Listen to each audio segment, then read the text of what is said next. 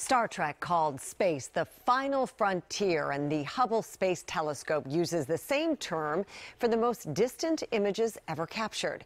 DeMetrick reports Hubble has now taken its last deep look. Over the last 3 decades, there have only been a handful of times the Hubble Space Telescope has been pointed at what looked like empty space and stared at it for 100 hours.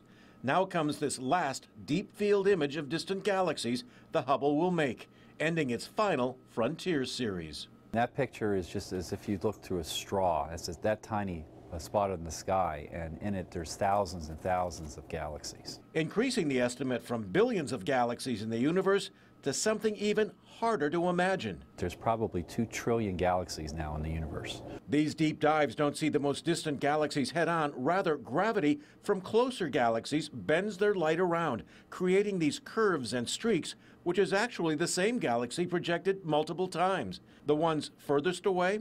We actually saw galaxies that are 13.2 billion light years away. So these are some of the smallest, dimmest galaxies that we've ever seen in the history of Hubble. During the past 27 years, Hubble has helped produce a lot of new science. We've taken 1.3 million pictures to date, and those pictures have produced over 15,000 papers on its discoveries. So we've gotten more than we ever imagined from the Hubble Space Telescope. DeMetrick, WJZ, Eyewitness News.